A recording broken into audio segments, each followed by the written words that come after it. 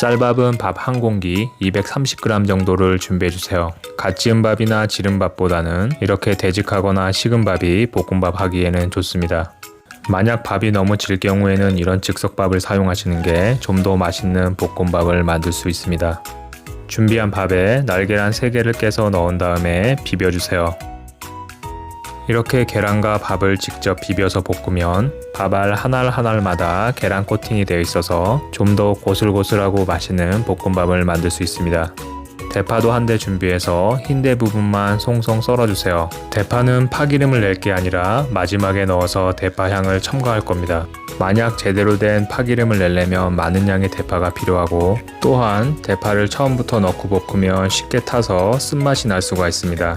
그렇기 때문에 마지막에 대파 한 줌을 넣어서 파향으로 풍미를 올려주세요. 웍이나 후라이팬에 식용유 한 스푼을 둘러주시고요.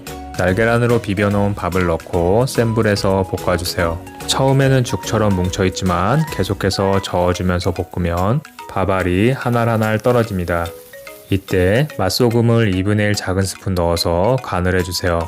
지금 이대로 먹어도 맛있지만 여기에 120% 더 맛있게 먹고 싶다면 미원을 4분의 1 작은 스푼 2꼬집 정도만 넣어주세요. 타지 않도록 불세기를 중약불로 조절하신 후에 약 1분 정도만 잘 볶아서 맛소금이 뭉쳐있지 않도록 해주세요. 이제 여기에 송송 썰어놨던 대파 한 줌을 넣고 파 향이 스며들도록 1분 정도만 더 볶아주세요. 이 계란볶음밥은 애정이 가는 사람한테만 해주세요. 분명히 또 해달라고 하기 때문에 애정이 없으면 매우 귀찮습니다.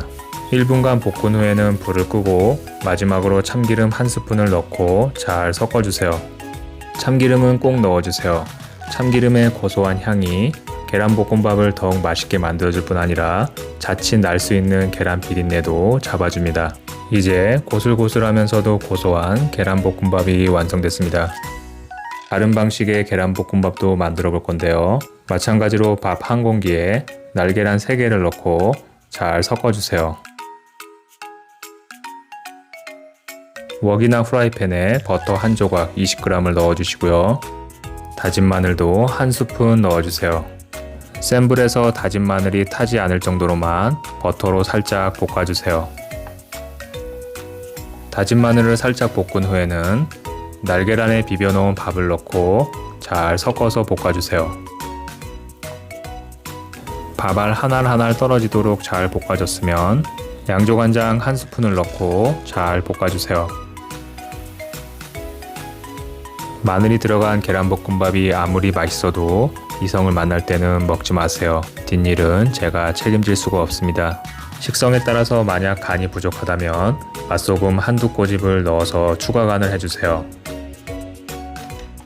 자, 이제 마늘과 버터의 풍미가 가득한 계란볶음밥이 완성됐습니다. 아무리 자주 많이 해 먹어도 질리지 않는 계란볶음밥. 집 냉장고에 계란만 있을 때 바로 해 먹을 수 있는 초간단 레시피. 2가지 방법 중에 여러분 취향껏 선택해서 한번 만들어 보세요. 그럼 시청해 주셔서 감사합니다.